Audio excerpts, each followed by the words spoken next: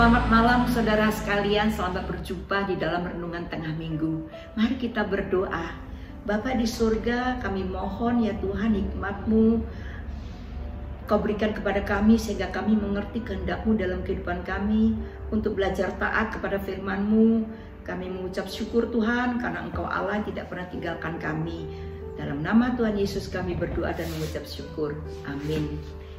Saudara sekalian, malam ini kita akan belajar tentang ketaatan seperti tema yang diberikan kepada saya oleh Ibu Pendeta Herniwati.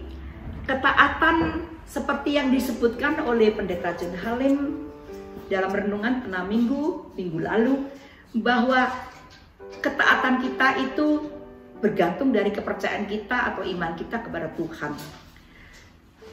Dan Tuhan yang kita percaya itu adalah Tuhan yang tak terbatas kuasanya. Dia memberikan janjinya dan setia menepatinya. Dia setia menuntun dan menyertai kehidupan kita selalu. Allah yang penuh kuasa tak terbatas itu selalu melindungi kita. Kita mau taat karena perintahnya itu diberikan kepada kita untuk menjauhkan kita dari kemurtatan dalam iman keselamatan kita. Mengapa Tuhan menyebutkan hal murtad? Sebab firman Tuhan jelas dikatakan di dalam 1 Timotius pasal 4 ayat 1. Tetapi Roh dengan tegas mengatakan bahwa di waktu-waktu kemudian ada orang yang akan murtad lalu mengikuti roh-roh penyesat dan ajaran-ajaran setan. Saudara sekalian, kalau kita tidak mau termasuk di dalam orang-orang yang akan murtad dan mengikuti ajaran-ajaran sesat dan ajaran setan, marilah kita belajar untuk terus taat kepada firman Tuhan yang menyuruh kita untuk menjauhkan diri dari dosa. Karena firman Tuhan mengatakan bahwa dosa adalah sengat maut. Kita nggak mau kena sengatnya maut, maka kita harus menjauhkan diri dari dosa. Kalau tidak, kita akan terus-menerus murtad, akan terus-menerus berbuat dosa lalu murtad dan binasa. Kita harus taat kepada firman Tuhan kalau kita nggak mau jatuh dalam dosa. Firman Tuhan yang menyuruh kita untuk tumbuh setiap hari dalam iman dan pengharapan dan kasih melalui doa, melalui persekutuan dengan Tuhan yang intim, melalui mendengar firman Tuhan dan melakukannya. Karena Yakobus 2 ayat 22 mengatakan bahwa iman itu bekerja sama dengan perbuatan. Oleh perbuatan-perbuatan itu iman jadi sempurna. Maka kita bukan hanya mendengar, tapi kita juga melakukannya. Sehingga iman kita semakin teguh dan kita tidak gampang goyah oleh ajaran sesat. Dan kita mau taat pada firman karena firman Tuhan menghindarkan kita dari kebinasaan. Kita mentaati firman Tuhan yang menyuruh kita untuk beribadah di dalam dalam Ibrani pasal 10 ayat 25. Janganlah kita menjauhkan diri dari pertemuan-pertemuan ibadah kita seperti yang dibiasakan oleh beberapa orang. Tapi marilah kita saling menasihati dan saling giat melakukannya menjelang hari Tuhan yang mendekat. Dan ibadah bersama itu ada maksudnya dari Tuhan supaya kita saling menasehati dan saling menegur, saling menjaga, saling mendoakan. Karena kita suka nggak sadar apa yang terjadi dalam diri kita kalau bukan orang yang lain melihat. Mazmur pasal 19 ayat 13 mengatakan, siapakah yang dapat mengetahui kesesatan? Bebaskanlah aku daripada apa yang tidak kusadari.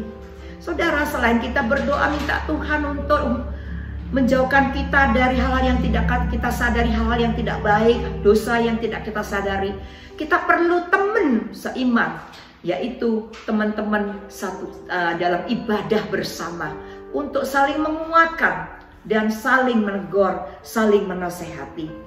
Tuhan, kita mau taat juga kepada firman Tuhan yang menjaga kita dari kebinasaan, yaitu firman yang menyuruh kita untuk menjaga hati kita dengan segala kewaspadaan, karena dari situlah terpancar kehidupan. Seperti yang disebutkan dalam Amsal pasal 4 ayat 23. Jadi apabila kita taati firman Tuhan, kita itu seperti membangun rumah di atas batu karang. Ada angin badai datang, ada pengajaran sesat, tidak akan membuat kita goyah, maka kita akan terhindar dari kemurtatan, dan kita akan dilindungi terlindung oleh Tuhan dalam hal-hal yang akan merampas iman kita. Apabila kita taat kepada firman Tuhan yang diberikan kepada kita, kita akan aman di dalam jalan kehidupan kekal kita. Saudara sekalian, kita mau taat karena kita percaya firman-Nya itu untuk kebaikan kita.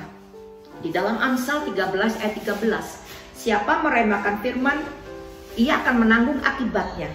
Tetapi siapa taat kepada perintah akan menerima balasan. Dari beberapa versi terjemahan dari Amsal 13 ayat 13 ini kita akan mempelajari 3 kebenaran, saudara sekalian.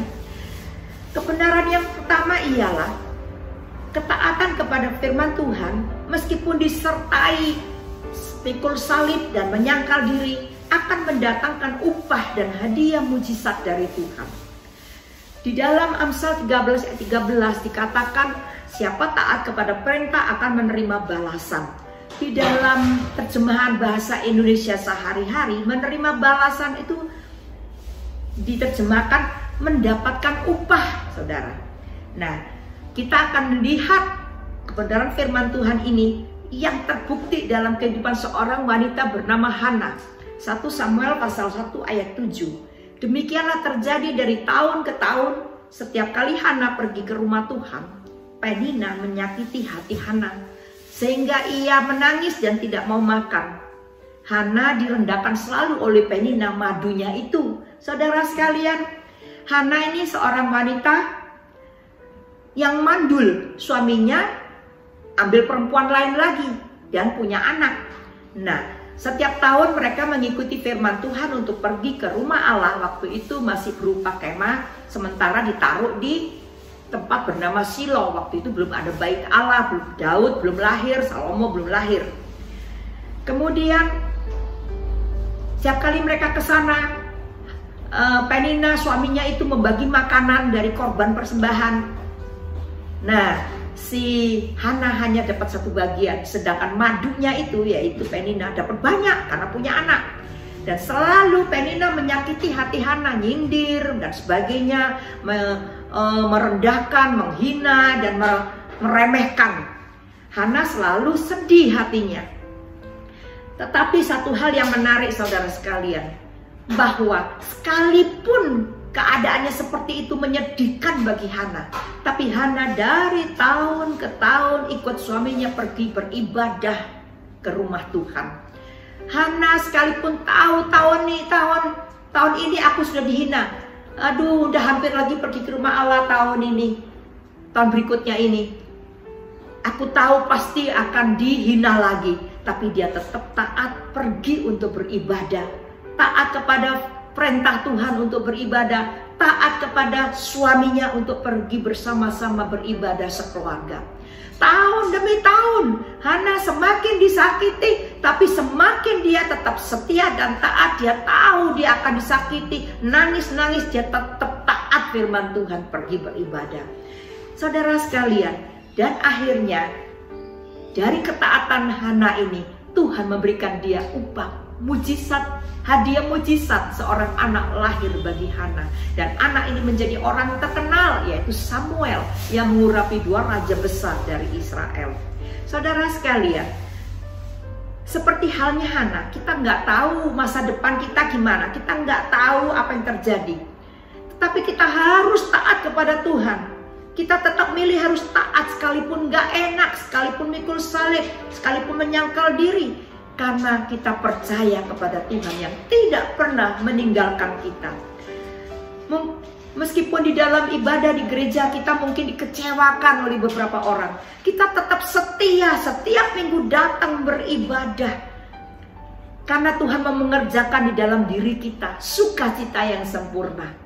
Sukacita yang sempurna itu ialah sukacita yang kita peroleh sekalipun kita pikul salib, tapi kita mengampuni orang itu, kita tetap melakukan kebaikan bagi orang yang nyakiti hati kita.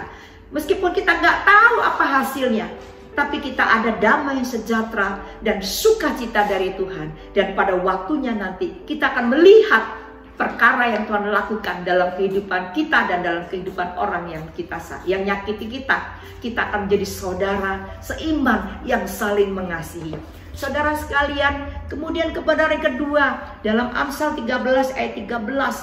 Siapa yang taat kepada perintah akan menerima balasan.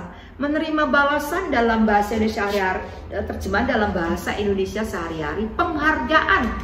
Dalam Indonesian Modern Bible, penghargaan dalam bahasa Indonesia sehari-hari, kita menerima upah. Saya akan memberikan ilustrasi, akan memberikan kesaksian mengenai kebenaran firman Tuhan ini. Ada seorang murid yang bawa keyboard ke chapel, ke gereja, karena di gereja cuma ada piano. Dia bawa keyboardnya yang bagus, yang mahal, ada rekamannya pribadi dia, dari suara-suara dia rekam sendiri, mainkan di chapel. Kemudian hilang, baru ditaruh, dia taruh lalu dia pergi sebentar, ada temennya, ada orang-orang masih di chapel, ada murid-murid lain, dia balik nggak ada orang lagi, keyboardnya juga hilang. Lalu dia tidak sejahtera artinya, karena aturan kepolisian Indonesia itu kalau ada kehilangan harus lapor, sekalipun kita tahu percumalah, sia-sia. Tapi dia, meskipun dia tahu percuma, sia-sia, tapi nggak sejahtera hatinya, karena dia ingat firman Tuhan mengatakan bahwa dia harus taat kepada pemerintah. Karena kalau melawan pemerintah berarti melawan Tuhan, kata firman Tuhan. Jadi dia nggak sejahtera. Dia tanya sama saya, gimana Bu sebaiknya, kan lapor juga percuma. Saya bilang, lebih baik lapor, kamu kan nggak sejahtera, lebih baik lapor deh. Apa meskipun percuma, tapi ada baiknya, nggak rugi kan kamu. Jadi dia lapor, saudara. Nah, waktu dia pergi ke sebuah kota besar, lalu dia iseng-iseng pergi ke tukang luar. Dia cari-cari keyboard. Dia ketemu keyboardnya yang hilang di situ. Lalu dia bilang, ini keyboard saya, ini tanda-tandanya semua punya saya. Yang tokonya nggak terima. Apa buktinya ini milik kamu? Semua orang juga bisa bilang ini milik dirinya. Saya telepon sekarang kantor polisi, kamu dengar? Dia nanti akan kasih tahu saya kehilangan barang apa, tanda-tandanya apa. Orangnya yang punya toko ketakutan karena dia beli barang curian, langsung dikembalikan, saudara sekalian. Jadi saudara sekalian, orang yang taat kepada perintah Tuhan akan menerima penghargaan upah. Murid ini karena taat, dia mendapatkan kembali keyboardnya yang hilang. Saudara, biar kita belajar untuk selalu taat kepada firman Tuhan, dan firman Tuhan akan memberikan penghargaan. Tuhan akan memberikan surprise kepada kita. Kalau Rabu lalu renungan dikatakan bahwa kita buat Tuhan terpesona sama ketaatan kita. Sebagai balasannya, Tuhan membuat kita terpesona dengan hasil ketaatan kita. Murid ini terpesona, wah keyboard yang hilang kembali. Biarlah kita berharap terus kepada Tuhan melalui ketaatan kita. Tuhan akan bikin surprise buat kita. Kemudian saudara sekalian, dari Amsal 13 ayat 13 kita dapatkan kebenaran yang ketiga. Dikatakan, siapa yang meremehkan firman, ia akan menanggung akibatnya. Nah, menanggung akibatnya di dalam terjemahan ERV itu hurt themselves.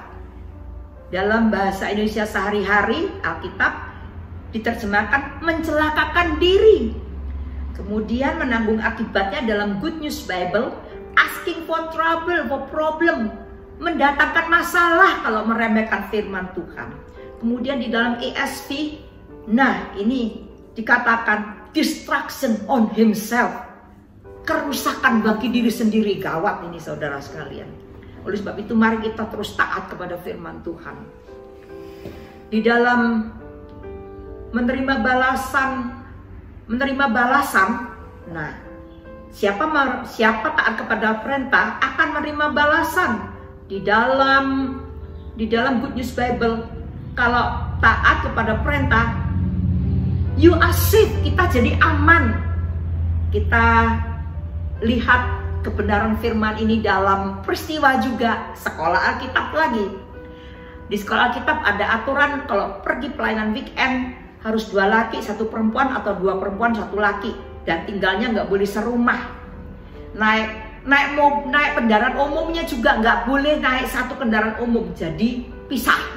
Itu aturan sekolah ketat sekali, sering nggak masuk akal bagi murid-murid yang berasal dari kota besar dan dari luar pulau yang latar belakang Kristen. Nah, mereka pergi ke suatu tempat pelayanan di situ,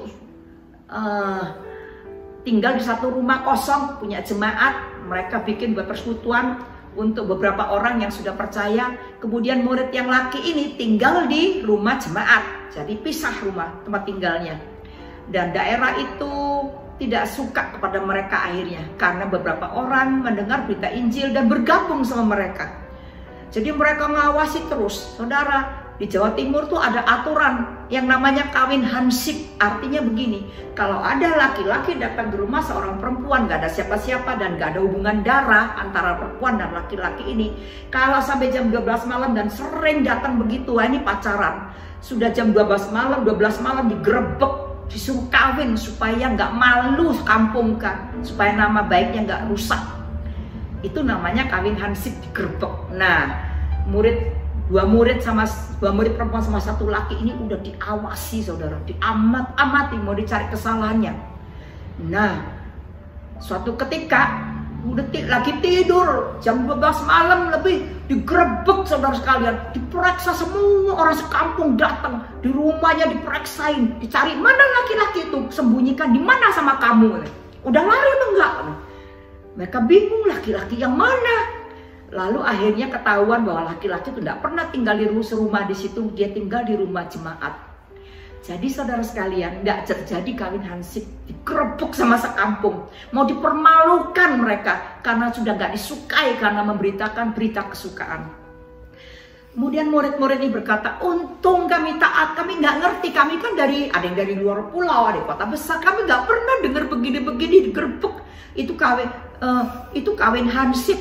Kami bingung harus paksa kawin, salah satu dari kami berdua perempuan kawin sama murid itu gimana? Untung kami taat sekalipun kami nggak ngerti aturan-aturan sekolah. Saudara, barang siapa firman Tuhan menyuruh kita untuk taat kepada pimpinan-pimpinan rohani, kepada pimpinan-pimpinan masyarakat, kepada otoritas di atas kita. Karena dengan mentaati mereka, Tuhan melalui ketaatan itu melindungi kita dari celaka, dari kerusakan bagi diri kita. Murid ini terhindar dari distraction, dari kerusakan nama baik mereka, dari kerusakan pelayanan mereka. Jadi saudara sekalian, biarlah kita belajar taat kepada aturan-aturan pemerintah, kepada aturan-aturan otoritas atas kita, kepada orang tua, kepada anak-anak, kepada orang tua kita, kepada pimpinan-pimpinan masyarakat, pimpinan gereja, murid-murid kepada sekolah, guru sekolah kita, pegawai kepada bos, anak-anak, istri kepada suami, dan sebagainya. Itu sebabnya saudara sekalian, kalau pemerintah mengadakan aturan harus vaksin, supaya vaksin untuk kepentingan bersama, saya pikir lebih baik ikuti aturan pemerintah, karena pemerintah itu memberikan aturan untuk kesejahteraan bersama, untuk kepentingan bersama, dan taat kepada mereka berarti taat kepada Tuhan. Saudara sekalian, taati firman Tuhan untuk mendidik anak-anak kita dalam Tuhan. Karena waktu mereka dididik dalam Tuhan kuat, mereka tidak lagi di dalam pengawasan orang tua. Kita tenang karena mereka punya Roh Kudus dalam hatinya, yang mereka segani dan mereka kasihi, sehingga mereka belajar untuk taat kepada firman Tuhan senantiasa. Marilah kita taat kepada Tuhan, karena firman Tuhan yang itu berkuasa, dan Tuhan itu penuh kasih setia kepada kita. Perintah-perintahnya diberikan untuk kebaikan bagi kita. Haleluya, haleluya. Mari saudara sekalian, kita berdoa untuk menutup renungan tengah minggu ini. Bapa di surga, kami mengucap syukur kepada Engkau ya Tuhan, karena Engkau setia kepada kami sehingga Engkau memberikan firman-Mu dan perintah-perintah-Mu menjadi rambu-rambu bagi jalan kehidupan kami, sehingga kami tidak menjadi tersesat dan terhilang. Engkau memberikan firman-Mu ya Tuhan untuk menjadi penunjuk kepada kami dalam kehidupan kami, untuk bertumbuh di dalam Engkau, untuk mengetahui apa yang harus kami putuskan. Terima kasih untuk hikmat yang Kau berikan kepada kami ya Tuhan. Tuhan, terima kasih Tuhan, terima kasih kami percaya kepada Engkau ya Tuhan yang begitu baik dan begitu penuh kasih setia, dan kuasa-Mu tak terbatas untuk melindungi kami. Oleh sebab itu Tuhan, kami mau belajar taat kepada Engkau, karena kami tahu di dalam Engkau kami aman ya Tuhan. Di dalam Engkau kami akan berjalan di dalam jalan penuh damai sejahtera. Kami akan selamat sampai di seberang sana ya Tuhan oleh pimpinan-Mu. Terima kasih Tuhan, terima kasih. Kami serahkan semua ke dalam tangan-Mu. Berkati ya Tuhan anak-anak-Mu yang mendengarkan firman Tuhan malam ini. Berkati mereka ya Tuhan, dalam tidur mereka ya Tuhan, Kau beri damai sejahtera. Kami tutup dalam doa persekutu renungan tengah minggu ini. Di dalam nama Tuhan Yesus kami mengucap syukur. Amin.